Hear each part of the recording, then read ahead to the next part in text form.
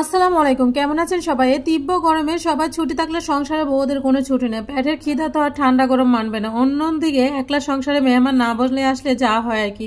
প্রায় এখন 10টা বাজে। তো আমি এবার সকালে ঘুম থেকে উঠি, আগে রুমগুলা সব ক্লিন করে নিই। আসলে রুমগুলা যদি ক্লিন থাকে তাহলে এর মধ্যে জামাই ফোন দিয়ে বলতেছে বাসায় নাকি মেহমান আসতেছে। তো আমিও সবসময় চেষ্টা করি আগে রুমগুলা গুছিয়ে নিতে। রুমগুলা যদি গুছানো থাকে তাহলে ভালো লাগে। আর তীব্র গরমের ভিতরে কোনো কাজ করতে ভালো লাগে না। যে মেহমানগুলো আসবে তারা বলছে গরুর মাংস খাবে না, শুধু খালি মুরগি রান্না করতে বলছে। তো যেহেতু মুরগি একটা সকালে ওর বাবা নিয়ে আসছে আসলে, তো আমি এবার লাল শাকগুলা নিয়ে নিলাম। তো বাবা সবসময় একটা কথা বলতো, আল্লাহ যার উপর বেশি খুশি থাকে তার ঘরে নাকি মেহমান আসে, মেহমান বেশি পাঠায়। আলহামদুলিল্লাহ বলতে পারেন মেহমান ছাড়া একদিন আমার চলে না, সবসময় মেহমান থাকে। তো এদিকে আমি মুরগির মাংসটা ভালো করে কেটে নিতেছি। বিয়ের আগে মা যদি রান্না করে যাইতে বলতো, কখনো যদি বলতো, তখন লেখাপড়া বাহানা দিয়ে তারপর রান্না করে আজ যেতাম না। মা সবসময় বলতো লেখাপড়া যতই করো সারা জীবন কিন্তু রান্নাই করতে হবে। একটা সময় ছিল যে অপছন্দের জিনিসগুলা এখন সবগুলা পছন্দের জিনিস হয়ে গেছে। শখ করে এখন আমি রান্না করি, ঘর গুছাই। এগুলা যতই কষ্ট থাকুক না কেন, দিন শেষে দেখি সবকিছু গুছানো, তখন নিজের কাছে অনেক বেশি শান্তি লাগে।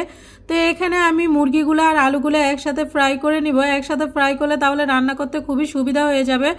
আসলে যে মেহমানগুলো আসবে খুব অল্প, 2জন মেহমান আসবে। তো আমার আবার বাসায় গরু মাংস ছিল, গরু মাংসগুলো গরম দিছি। তারপর জুরা মাংস ছিল, জুরা মাংসগুলো গরম দিছি। তো এখানে আমি লাল শাক করব আর সব রকম মশলা দিয়ে সুন্দর করে কষিয়ে দিব। আসলে রান্না তো অনেক আগে থেকে শুরু করে দিছি, বাকি যে রান্নাগুলো আছে ওইগুলো তাড়াতাড়ি করে এখন শেষ করে নিব। এখন আমি মুরগির মাংস আর আলুগুলা দিয়ে এভাবে রান্না করে নিব। আসলে অনেকে আবার এই তরকারিটা অনেক রকম ভাবে মুরগিটা রান্না করেন, আমি এভাবে রান্না করলে আমার ফ্যামিলি পছন্দ করে। তো আমি যেভাবে পছন্দ করে ওরা ওইভাবেই রান্না করি।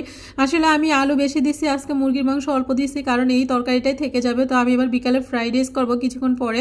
তো এখন এই যে খাওয়া দাওয়া করে নিলাম আর সবাই খাবার খেয়ে নিল, মেহমান আসছে যারা। তো আমি আবার এটা দুপুরের খাবার ছিল, তো আমি আবার সন্ধ্যার জন্য হালকা ফ্রাইড রাইস করে নিব, রাত্রে আবার কিছু রান্না করে নিব। তো এখন আমি ফ্রাইড রাইসের জন্য, আসলে আমি এই ফ্রাইড রাইসটা যেভাবে রান্না করি না কেন আমার বাসার সবাই খেতে অনেক বেশি পছন্দ করে, টিপটি মিটিয়ে খায়। তো যে মেহমান আসছে ওরা আবার 2জন আসছে, তো ওরা বলতেছে এই খাবারগুলো খাবে। আমার বাসুরের ছেলে আসছে আর ননসের ছেলে আসছে, তো ওরা আবার অনেক পছন্দ করে আমার হাতের এই ফ্রাইড রাইসটা।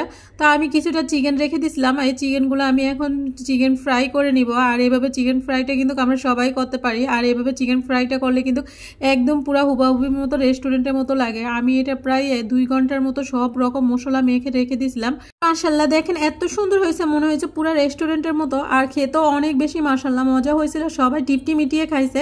আসলে রেস্টুরেন্ট থেকে না এনে যদি একটু কষ্ট করে বাসায় বানানো যায় তাহলে কিন্তু অনেক বেশি ভালো লাগে। আর আমি যেভাবে রান্না করি এভাবে পছন্দ করে। আসলে আমার হাতে খাবার আমার আত্মীয় স্বজন সবাই এত বেশি প্রশংসা করে, মানে কি বলবো, আসলে অনেক বেশি মজা হয়েছিল আজকে ফ্রাইড রাইসটা। আসলে এর ভিতরে আবার জামাই ফোন দিছে বাসায় কি কি লাগবে, তো আমি বলছি কোনো কিছু লাগবে না, আসলে বাসায় সবকিছু মোটামুটি আছে, এখন কোনো কিছু দরকার নেই।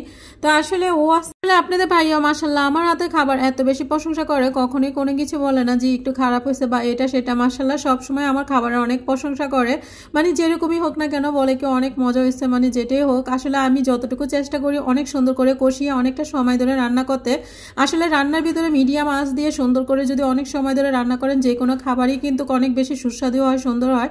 আর রান্নাটা হয়েছে নিজের কাছে। আজকের ভিডিওটা এই পর্যন্ত, কি সবাই ভালো থাকবেন, আজকের মতো এই পর্যন্ত, আল্লাহ হাফেজ।